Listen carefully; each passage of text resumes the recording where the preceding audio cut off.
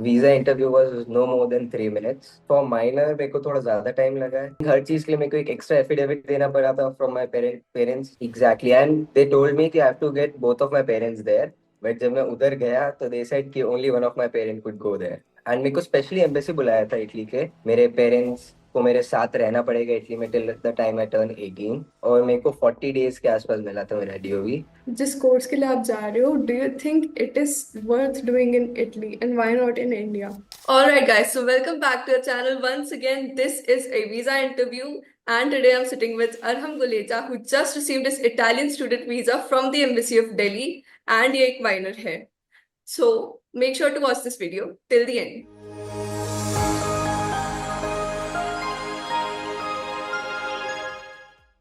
Alright, first of all, Arham, a very warm welcome to our channel. Would you mind giving us a brief introduction about yourself? Hi, I am Arham. I'm 17 years old. Actually, I'm going to Italy, University of Bologna, Ravenna campus, and my course is Building and Construction Engineering. That's great, great, great. Okay, so as a minor आपको आपकी documentation process में क्या मिला? मतलब documentation process is the longest process, तो उसमें आपको क्या क्या फेस करने को मिला, क्या क्या नई चीजें सीखी आपने, और कितना लंबा टाइम लगा आपको आपकी डॉक्यूमेंटेशन प्रोसेस में? Actually I think for minor मेरे को थोड़ा ज़्यादा टाइम लगा है। नॉर्मल डॉक्यूमेंटेशन अगर माइनर नहीं, आई थिंक 4-5 months में हो जाना चाहिए। मेरे को 7 to 8 months लगे। आई थिंक हर चीज़ के लिए मेरे को एक एक्स्ट्रा एफिडेविट देना पड़ा था from my parents. And parenterally concern forms होते थे जगह जगह। एंड यूनिवर्सिटी के भी डिफरेंट फॉर्म्स थे मेरे लिए। एंड ऑफ कोर्स जब मेरे को वीजा के लिए जाना था, I have to take my parents with me. Oh my god, that's like a really shocking part, क्योंकि मतलब नॉर्मली किसी को अपने पेरेंट्स को ले जाना नहीं पड़ता, but as a minor you need to take your parents to the interview, right? Exactly, and they told me कि I have to get both of my parents there. But जब मैं उधर गया तो दे सेड कि only one of my parent could go there. I don't know, sometimes उनके change हो जाते हैं। No idea. ओके ओके, तो आपको extra documentation as a minor क्या क्या लगे जो किसी और माइनर को भी लग सकते हैं? आई थिंक मेरे को एक पेरेंटल कंसेंट फॉर्म लगा था। उसके अलावा पेरेंट्स की साइड से मेरे को एक एफिडेविट देना पड़ा था अलग से कि they are allowing me to go to Italy for studies. And एक मेरा स्पॉन्सर लेटर के लिए भी मेरे को एक एफिडेविट बनवाना था। एक मेरे स्पॉन्सर लेटर में who is sponsoring me and why are they sponsoring me, मेरे को ये बताना था। एंड वीएफएस ग्लोबल के एक अलग से पेरेंटल कंसर्न फॉर्म होता है।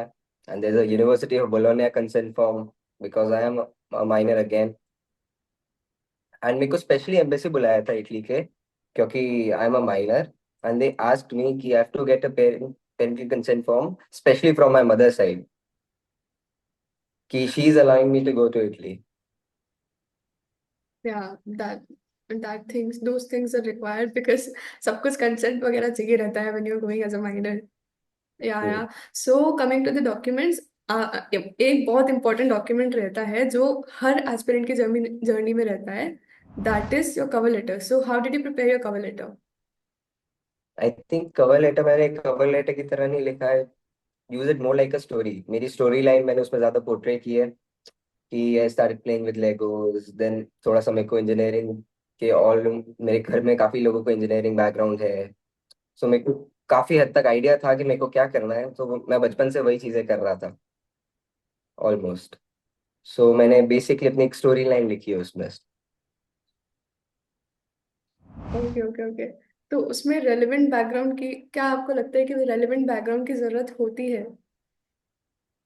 I don't think so relevant background की जरूरत है उसमें। But if you describe yourself best और आप आगे क्या करना चाहते हो, if you are clearly mentioning that, that is nice. And again जितनी आप क्लियर बात लिखोगे उतना अगले के लिए उसको पढ़ना आसान है। And more chances you are getting the visa. And आपने बीच में एक चीज मेंशन करी थी, दैट वाज स्पॉन्सर्स. तो आपकी स्पॉन्सर डिटेल क्या थी? आपके स्पॉन्सर कौन थे? आपने अमाउंट कितना शो करा था आपके कवर लेटर में? क्या आप वो बता सकते हैं? Yeah sure. Actually my father is sponsoring me. मैंने 8 lakhs का फंड शो किया था। And rest of the fund जो मैंने शो किया था दैट वाज फ्रॉम शेयर्स। वो मेरे फादर के अकाउंट में थे, I have to show that.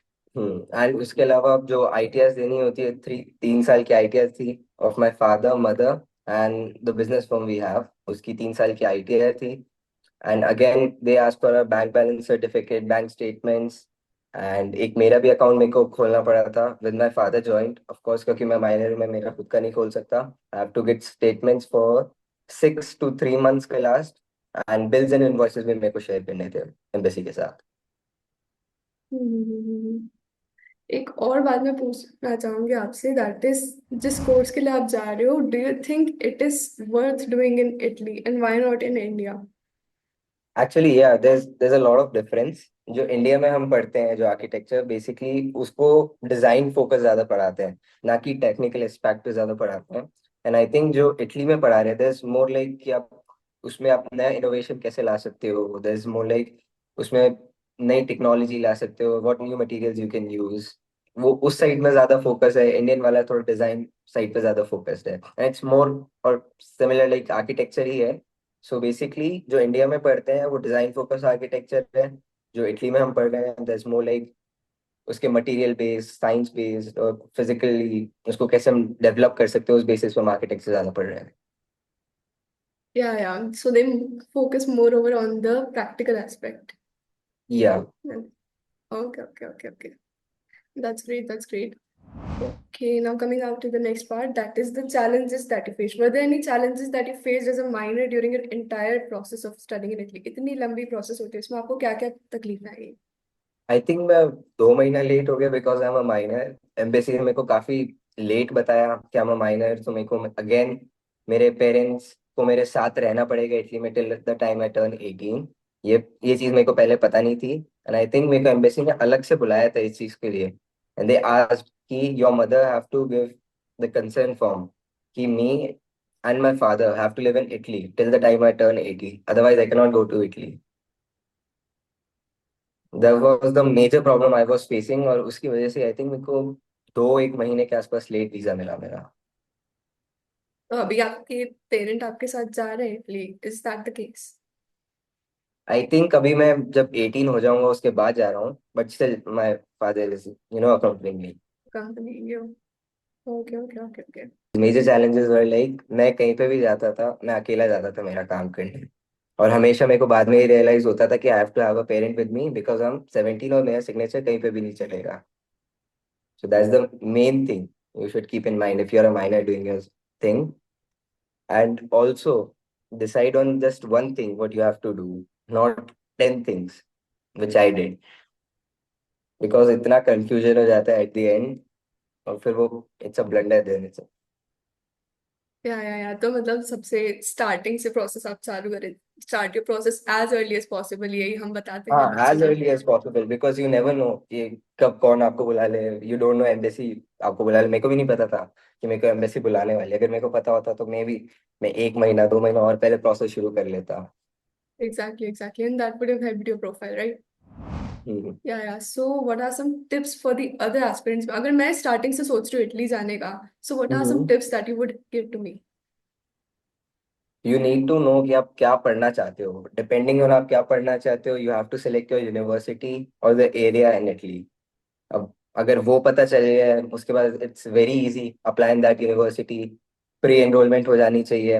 उसके बाद प्री एनरोलमेंट के बाद HRD attestation and I think translation and apostille होती है मार्कशीट्स पे, और डीओवी। ये 3 चीजें जितनी जल्दी मिल जाए इज द बेस्ट, क्योंकि उसके बाद ही you can go for visa. मेरे को डीओवी में काफी लेट हो गया था मैं, आई थिंक वो यूनिक इटालिया करती है, unique Italia. Italia I think, उन्होंने मेरे को काफी लेट कर दिया था डीओवी की वजह से, तो मैं उधर भी काफी लेट हो गया था वीजा के लिए। और वीजा का जो स्लॉट है वो भी थोड़ा टाइम से पहले बुक कर लो, क्योंकि वो आगे एक्सटेंड हो जाता है।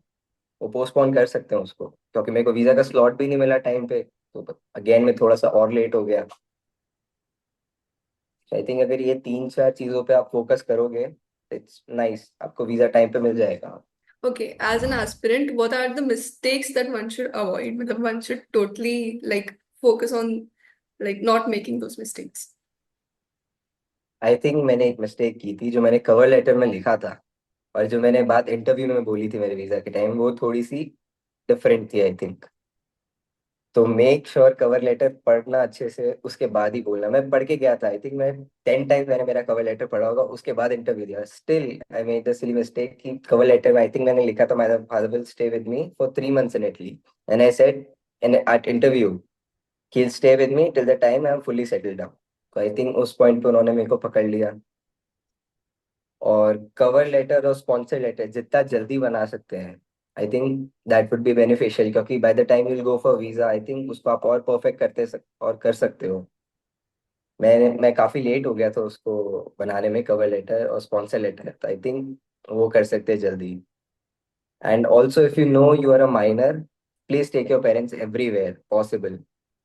मैंने तो नहीं किया था ये, और मैं हर जगह फंस गया था क्योंकि मेरे को साइन करने होते थे और पेरेंट्स नहीं होते थे। सो आई थिंक एक पेरेंट का होना जरूरी है।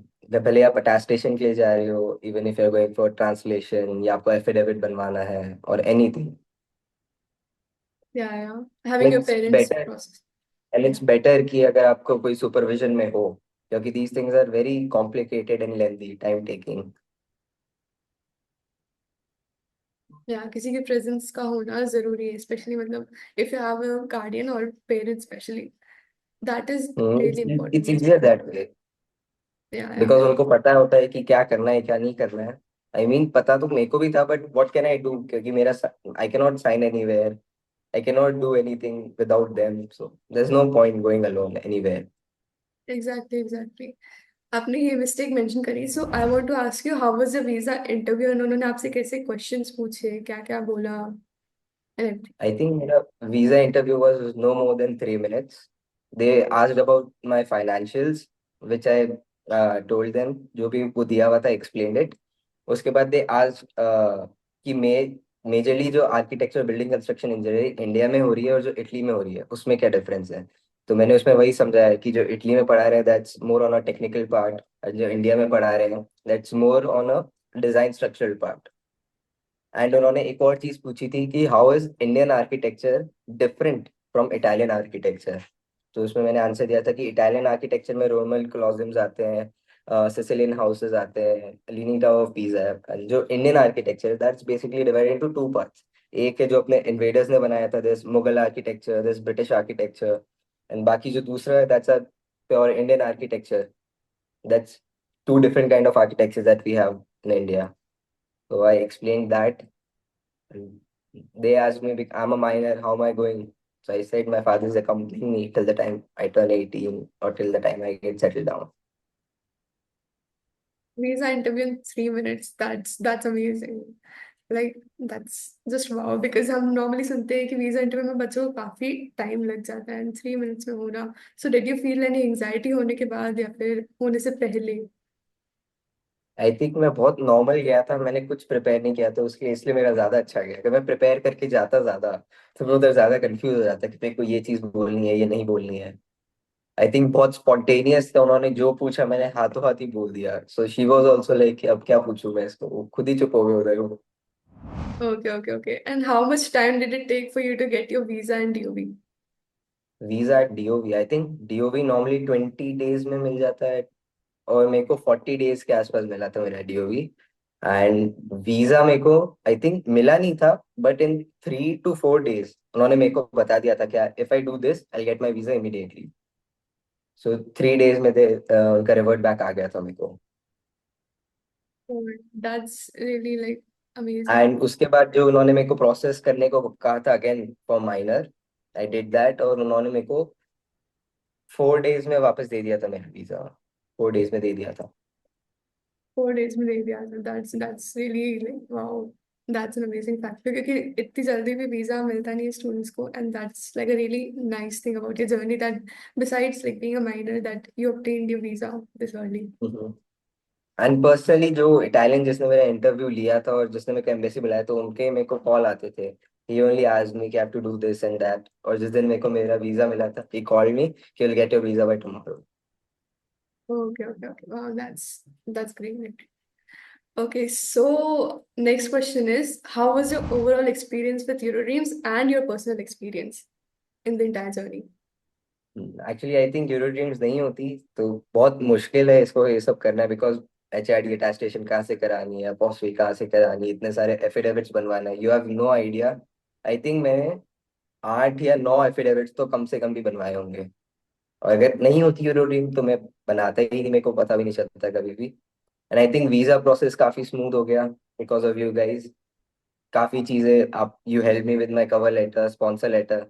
आई थिंक क्या चीज नहीं लिखनी होती है that is more important than क्या लिखनी होती है। So you guys help there a lot. And my personal experience with Eurodream is nice. Sania ma'am, she is very nice. She helped me a lot. मैं मतलब मैं दूसरों का काम भी सानिया मैम से ही पूछ लेता था and she used to help me a lot. या पर्सनल जर्नी के बारे में आप अपना थोड़ा एलाबोरेट कर पाएंगे? श्योर। आई थिंक काफी मुश्किल था जर्नी आई थिंक, क्योंकि स्टार्टिंग में I thought it be very easy कि मैं सिर्फ यूरोपियन को बता दूंगा मेरा काम हो जाएगा, मेरे को सिर्फ वीजा के लिए एक बार जाना है। But it was not that. मेरे को हर थोड़े दिन में have to get out of my city because where I live there is no attach station offices या एम्बेसी नहीं है।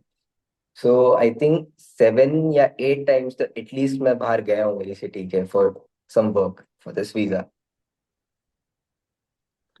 एंड इन जनरल ऑल्सो मेरे को काफी नई चीजें पता चली about my financials also.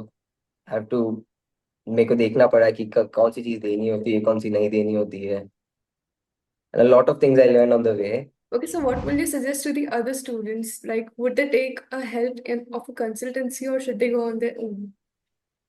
I would surely recommend कि consultancy की help लेना is far better than doing it alone. अगर if you are doing on your own, still I think expenses are almost the same. There's not much bigger difference, and paying that difference is actually really helpful because you're getting your work done और आपको actually पता है कि कब कहाँ पे क्या करना है। सो अब जैसे taking your help, your guys help your dreams. So मेरे को पता नहीं था कि मेरे को ज्यादा क्या करना है एंड यू गाइस गाइडेड मी कि वेल कि मेरे को क्या करना चाहिए क्या नहीं करना चाहिए was the thing. So yeah I would recommend everyone that you should take your dreams as your consultant. Yeah, thank you so much. Thank you so much for choosing us, Arham. Are there any final words for the aspirants that you would like to tell? I think the path is not as easy as you think. Time बहुत लगने वाला है कुछ भी करोगे। It is a time taking path. All right, guys. So that was it for today's video. Thank you so much, Arham, for joining us. And for more videos like this, please make sure to subscribe to our channel. And yes, thanks for watching.